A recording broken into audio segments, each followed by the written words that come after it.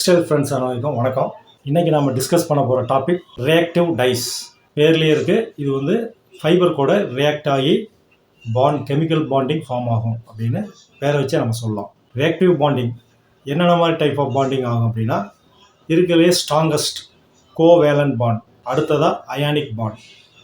இந்த ரெண்டு type of bonds வந்து இந்த ரியாக்டிவ் டைஸ் வந்து ஃபைபர் கூட ஃபார்ம் பண்ணும். மோஸ்ட்லி வந்து cellulosic basic fibres, cotton, viscose, மொடால், tensile, and bamboo, banana fibres, இந்த மாதிரி விஸ்கோஸ் பேஸ், அதாவது செல்லுலோஸ் பேஸ் பண்ண ஃபைபர்ஸில் ரியாக்டிவ் டைஸ் நம்ம யூஸ் பண்ணலாம். சரி, இந்த ரியாக்டிவ் டைஸ் எப்படி இருக்கும் அப்படின்னா, ஏன்னா இது ரியாக்ஷன் நடக்கிறதுனால ரியாக்டிவ் சைட் அப்படின்னு ஒன்று இருக்கும். அதாவது அந்த இடத்துல தான் ஃபைபர் கூட போய் பாண்ட் ஃபார்ம் ஆகும்.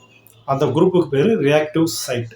இந்த ரியாக்டிவ் சைட் என்ன மாதிரி கெமிக்கல் நேச்சர் இருக்கும் அப்படின்னு பார்த்தீங்கன்னா, மோனோக்ளோரோட்ரையசின் அண்ட் மோனோஃப்ளோரோட்ரையசின் பார்த்தீங்கன்னா எஃப்என் டைஸில் இருக்கும். மோனோக்ளோரோடைஸ் வந்து பார்த்தீங்கன்னா எல்லா ஹெல்த் பிராண்ட் டைஸ் எல்லாத்துலேயுமே மோனோக்ளோரோட்ரையசின் யூஸ் பண்ணுவாங்க. அதே மாதிரி டைக்ளோரோட்ரையசின் பார்த்தீங்கன்னா உங்களுக்கு வந்து கோல்டு பிராண்ட் டைஸில் வந்து அதை யூஸ் பண்ணுவாங்க. இது வந்து அது இல்லாமல் வினைல் செல்போன், இது வந்து டிஸ்சார்ஜபிள் டைஸ் இருக்கு இல்லையா, அதுக்கெல்லாம் வந்து வினைல் செல்போன் குரூப் உள்ள ரியாக்டிவ் சைட் வந்து அந்த மாலிகுல்ல இருக்கும்.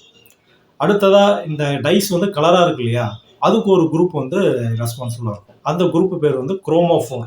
இதுதான் வந்து அந்த டைஸினுடைய கலர் நேச்சர். ரெட் இருக்குது, எல்லோ இருக்குது, ப்ளூ இருக்குன்னா அந்த கலரை உருவாக்கக்கூடிய நேச்சர் வந்து அந்த குரோமோஃபோர் தான் காரணம். இந்த குரோமோஃபோரில் பார்த்தீங்கன்னா ஆக்சோ குரோமோஃபோர், அதாவது அந்த டைஸ்லேயே பார்த்தீங்கன்னா ரெட்டாக இருக்கிறது ஒரு சில டைஸ் கொஞ்சம் எல்லோ டோன் அடிக்கும், ஒரு சிலது லைட்டாக ப்ளூ டோனும் இருக்கும்.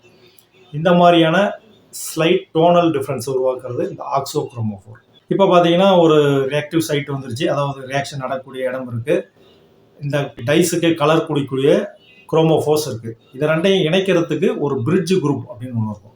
இந்த பிரிட்ஜ் குரூப்பு தான் வந்து குரோமோஃபோர், கலருக்கு ரெஸ்பான்சிபிளான குரோமோஃபோர் அப்படிங்கிற மாலிகுலையும் ரியாக்டிவ் சைட், அதாவது ரியாக்ஷன் நடக்கக்கூடிய ரியாக்டிவ் சைட்டையும் இணைக்கும். ஆக ஒரு டைஸ் ரியாக்டிவ் டைஸ் அப்படின்னா ரியாக்டிவ் சைட் இருக்கும், பிரிட்ஜ் குரூப் இருக்கும், குரோமோஃபோர் இருக்கும்.